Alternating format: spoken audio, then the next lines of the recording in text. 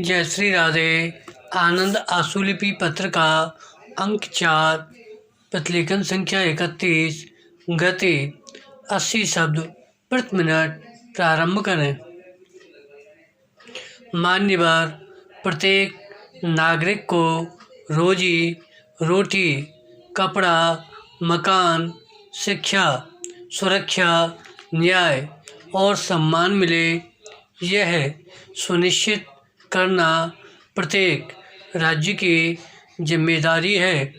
जिम्मेदारी इसलिए भी है कि संविधान निर्माताओं ने संविधान की मूल प्रस्तावना में संकल्प के माध्यम से इस बात को कहा कि हम प्रत्येक व्यक्ति को आर्थिक, सामाजिक और राजनीतिक न्याय देंगे।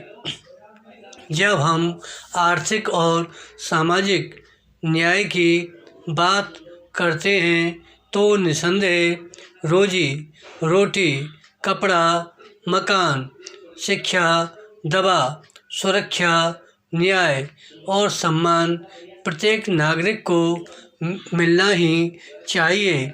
इसलिए यह हमारी जिम्मेदारी है। पैरा। यही नहीं, मान्यवर, हमने संविधान की मूल प्रस्तावना में समानता की बात भी कही है, और जब समानता की बात कही है, जब हमने कहा है कि प्रत्येक नागरिक को स्तर और अवसर की समानता होगी, अवसर उसे रोजी पाने का भी मिलेगा जैसे बड़े नागरिक को मिलेगा। बड़े घर में पैदा होने वाले को मिलेगा, वैसा ही छोटे घर में पैदा होने वाले नागरिक को भी मिलेगा।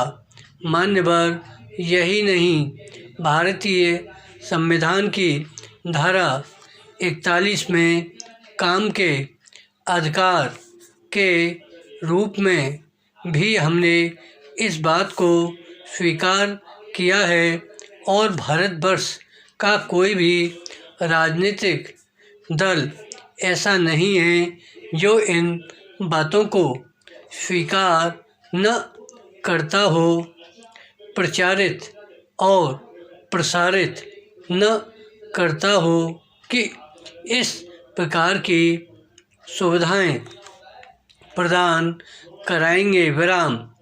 मान्यवर, मैं कुछ एक कारणों में जानना चाहता हूँ कि ये अभी तक क्यों सारी सुविधाएं प्रत्येक नागरिक को प्राप्त नहीं हुई।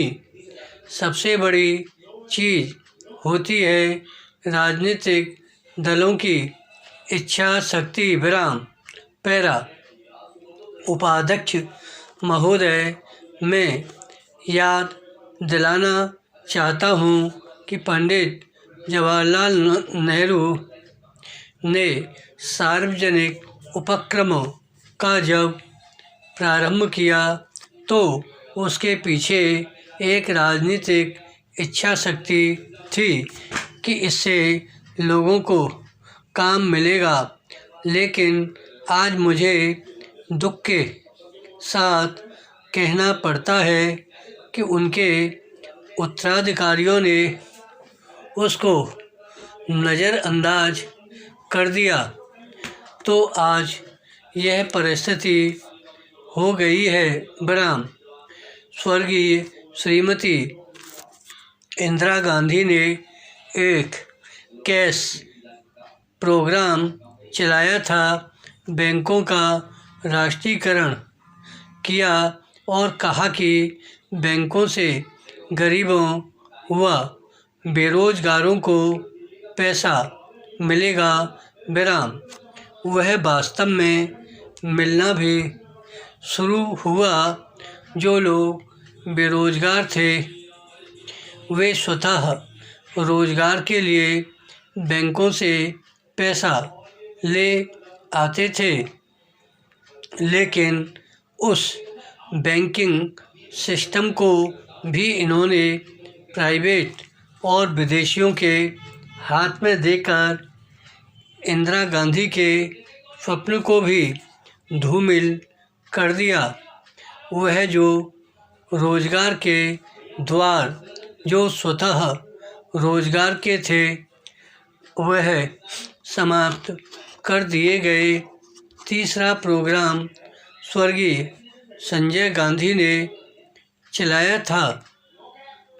उन्होंने कहा था कि जनसंख्या पर रोक लगनी चाहिए।